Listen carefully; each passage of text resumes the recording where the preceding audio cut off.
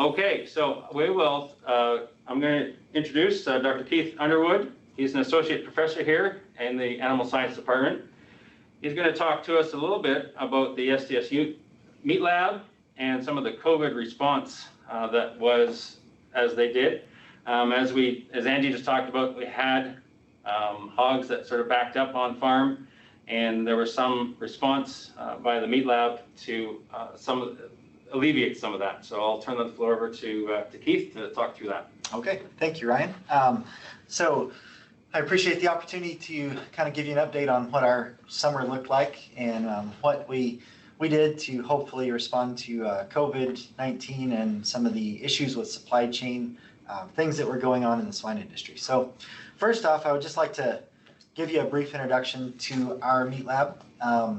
Obviously, as a meat production facility, we need inspection, and we are a state inspected facility. We are fully inspected for slaughter, and we do all the red meat species, beef, pork, as well as lamb. And then within that, we can also move further into the further processing, fabrication, and then move on into further processing. So we are a full service establishment, as we would say, in the fact that we have inspected areas that would deal with slaughter, portioning in the fabrication side, and then making fully cooked, ready to eat further processed items, or any further processed item that really our consumer kind of has an interest in.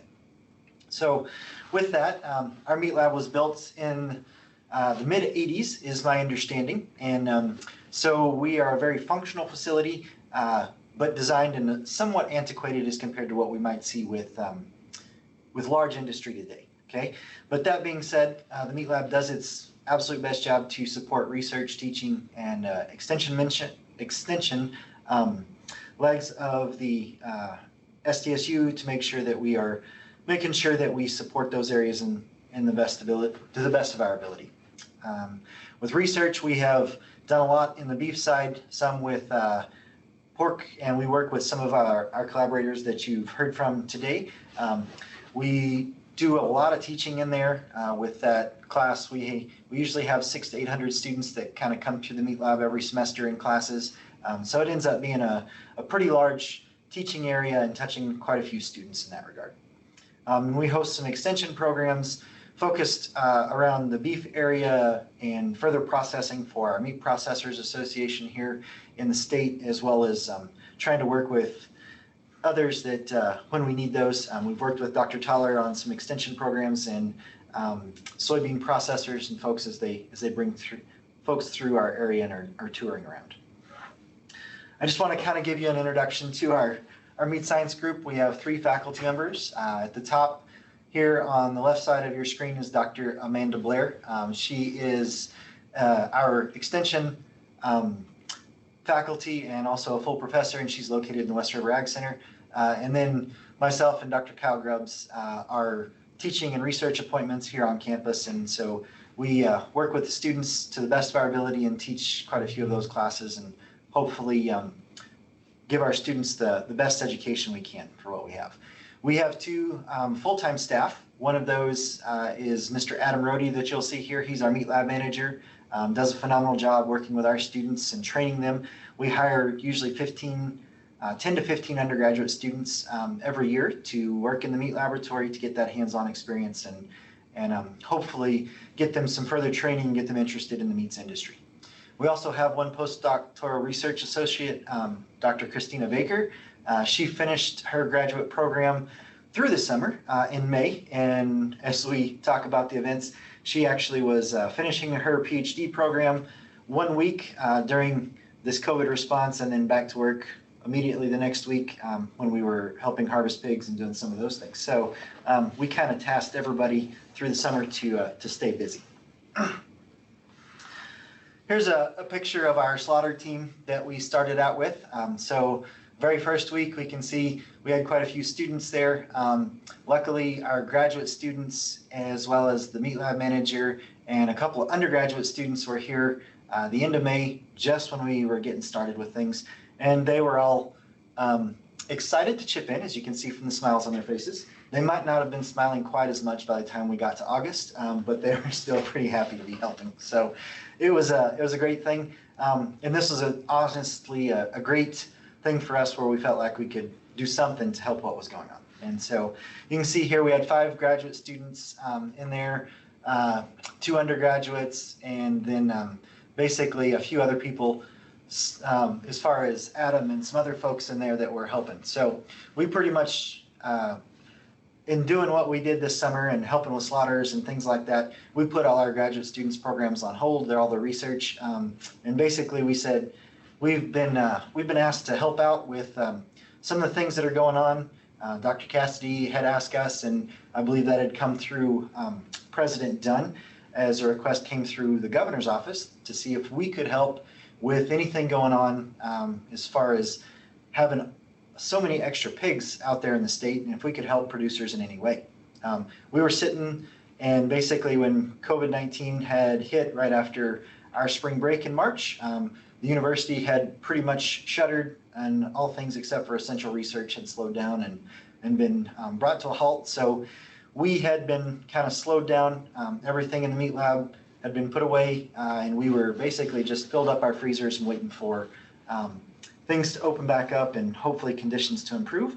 And we finished up with our final exams, and then basically we were asked to kind of get moving again in a very quick manner. And so this is the group that we were able to gather together.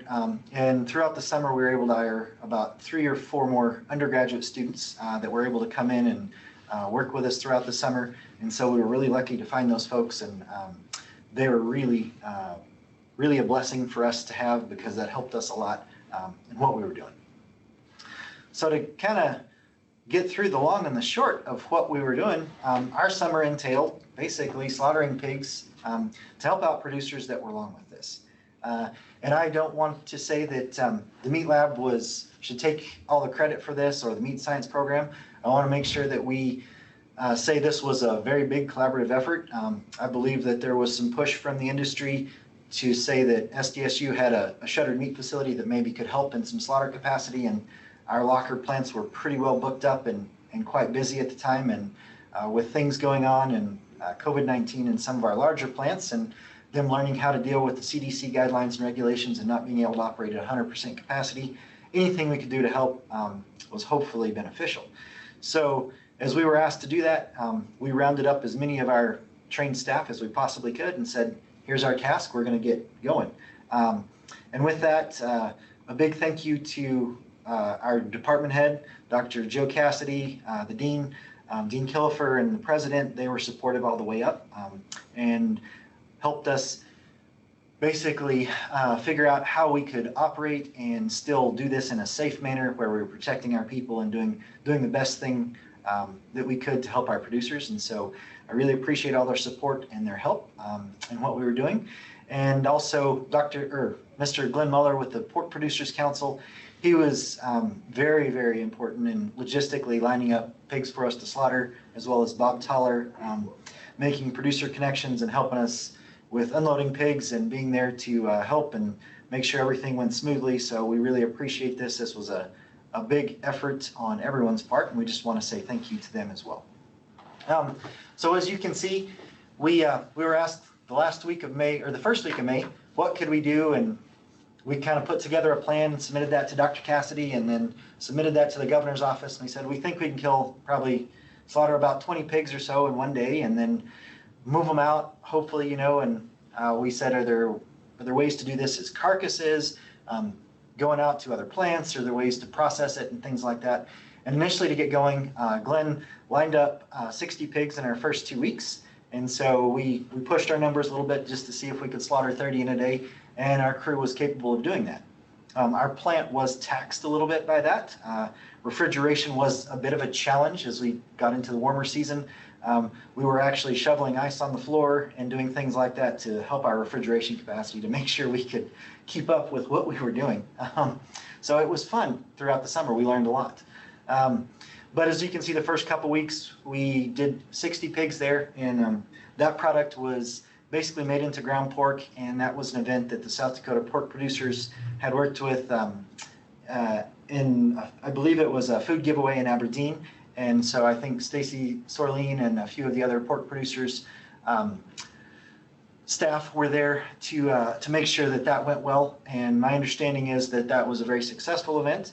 And then after that, we moved on into slaughtering pigs and trying to market carcasses out. Around about this time in May, there was a shortage of product coming out of plants, and local processors, as far as small meat lockers and things like that, were having a hard time finding trimmings and pork loins and butts and hams and things like that. They just weren't coming off the truck. There was a supply chain kind of breakdown at that point, but that really only lasted for about 2 weeks. And so as we got moving, we slaughtered 60 pigs that week, and then we jumped up to 90 the next week just to see if our facility could handle that. We about broke our facility, and a few of our people were awfully sore after that, so we decided that maybe that was a little more than we were quite ready for. So we kind of pulled the reins back on that. But you can see we shipped quite a few of those carcasses, and they went to Watertown, out west to Wall, where they were having a real challenge finding some of that pork product. We went to ship some to Lemon, South Dakota, and basically we've sent carcasses all across the state to Piedmont, Lemon, up to Nisland, and all across the state where they were having a real challenge getting some of this product. Now, about this time, the first week of June, everything started to normalize a little bit with what was coming through the warehouses and everything like that, and pork was coming back off the trucks, and the market for these carcasses basically kind of went away, and so we had those marketed to that point. Then after that, pork producers had another event that they lined up for us to process some other pigs, and so we got some of those in, and we did that for another couple weeks, and they did another donation event through Yankton. And obviously, as we were doing this, we were basically slaughter these pigs, we'd let them cool for about 36 hours, and then we would go in and start fabricating them and make all this product into ground pork. So as we did that week's worth of production, as you can see, kind of pounds of finished product produced, we were pushing 4,000 pounds of product through our little plant, which was a very good thing. But we realized at that point too that we had stocked our freezers up for our big sales season that, due to COVID-19, had kind of been screeching and brought to a screeching halt. So we had full freezers, and we ran into some supply chain issues. But thank you. We have to say thanks to our administration, because they were able to get us an approved plan for sales, and we could move some of that product out, and then hopefully help consumers in this area with shortage on meat that they were seeing in the grocery store. And we were also able to move the product out of our freezers and make more space for what we were doing. So that worked out really well. As we move then into July, we keep slaughtering pigs, but at that point, Pipestone Systems had basically, Sylvia Walters with Pipestone Systems had said that they had entered into an agreement to supply quite a bit of product to locally and regionally to some of the food banks and other areas like that. And so they were connected with us through Glenn Muller once again. And Sylvia lined up pigs for us, and we started doing custom, basically slaughter for them and processing. And we sent that product out to, you can see here, to Faith Temple Church food giveaway and to some other donation events that they had going on, specifically, as far as marketing and donating and some of those things like that. And so, Pipestone Systems was a great partner in this, as well as the South Dakota Pork Producers Council, and those folks were very, very beneficial. So we went through May, June, and July, and we finished up there in July with kind of our last group of slaughter there. And about August 1st, that's when our work had pretty much ceased. And by that point, most things at the university were getting back to normal, or at least in an operational perspective. And so we switched the meat lab over to, once again, more for sales and getting ready for the semester coming up. And we had about 2 weeks to clean up, get everything, maintenance and repair done, and then classes began again. So that's kind of what we did for our summer, and we hope it was beneficial to some of the producers that were a little long on pigs. As you can see, we only slaughtered about 400 through our summer, but just to give you an indication, that's about twice as many animals as we traditionally slaughter in a year, and that's 3 times as many pigs as we slaughter in a year. So for us, that was pretty good production. We were hopefully happy with that, and something that was beneficial to those we were trying to help. With that, you can kind of see some pictures of what this looks like. Our facility is, as I said, somewhat antiquated. We're not nearly as mechanized. So for us doing 30 in a day, there's a lot of lifting, a lot of moving. We hand scrape every animal, then singe them, and still basically eviscerate and things like that with hand saws and things like that. So it was a tremendous amount of work for these students, and I just want to say a big thank you to them, because they spent their summer working on this and put everything that they had as far as plans on hold. And so they really did a great job, and we are super proud of the job that they did this summer. So with that, are there any questions?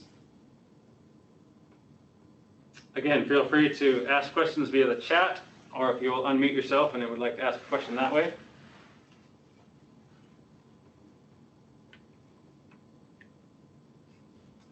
So indirectly to your presentation, I'll go with it that way. You mentioned locker plant bookings around the area. Do you have a feel for what those are? Those still booked out into 2021? In visiting with some of them, yeah, they are still booked out. Most of them at least 6 months, and some are right now accepting basically slaughters for next September and October, almost a year out. There is the concern that some of that is just is not really true, because maybe people will have reservations at 2 or 3 different plants at the same time.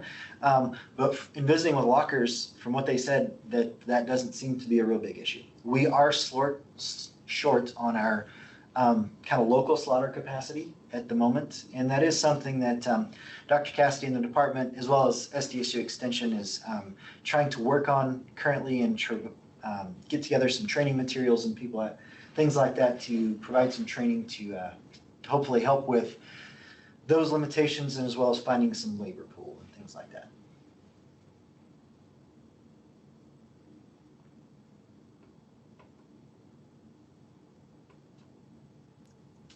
Well, I'll ask a potential dangerous question. On your wish list, what would be the things that would be helpful for the meat lab? Oh, that is potentially dangerous, but a really good question. You know, our meat lab is very functional. We can do a lot of things, but as I said, it's fairly antiquated. To be honest with you, I think our biggest need right now is new refrigeration capacity. We limp everything along until it absolutely kicks the bucket, and then we replace it. We don't have the ability to do a blast chill system as industry does. And I think we need new refrigeration. I believe we got a quote for that at some point, and it was well beyond our means to pay for. But if we were to say some other things, I think there would be some need to introduce some poultry into our program that we can't do currently, whether that would be adding some poultry slaughter capacity or processing capacity, because that is an area where we're fairly weak in, and we don't have the opportunity to educate our students in right now. And then I really think it would be beneficial if we could have another staff member, an assistant manager, or something like that, and we're working towards some of those goals. So, a question came in. What do you think your biggest lessons learned were through this? Oh, that is an excellent question. Thank you for that. Our biggest lessons learned were we knew that we could handle that many pigs and slaughter them in a day, and we got ever more efficient as we moved through the summer. But our biggest lessons learned were not to overwork our help and things like that, because after our week of 90 slaughters, I was asking our students how we were doing, you know, popping in and talking to them and things like that. And one student after that week said, "Oh, I'm doing really good. You know, I can feel my fingers again." And I thought, oh no, we have done, something has gone awry. So our biggest thing would be, you know, they are super dedicated folks, and they knew they had a job to do, and they worked through soreness and pain and some of those things. And so having a few more staff members would probably have been helpful to ease that burden on those folks, so we could rotate some jobs and not make it quite as monotonous and maybe as hard on physically on those folks. What degrees are offered through the SDSU Meat Lab, Meat Sciences? We only offer degree programs in SDSU through our animal science program. We do offer a minor that is an emphasis in meat science. And so that's an 18 credit minor that students can take as part of their undergraduate curriculum. And so that would kind of give them more specialization in meat science where they take most of our classes. That deals with further processing, food safety, and gets them a little bit more specialized and hopefully gets them ready and interested for a job in the industry. We then offer graduate degrees, once again through the Department of Animal Science, and basically your PhD or MS degree would be in animal science with your emphasis focusing on meat science with your research.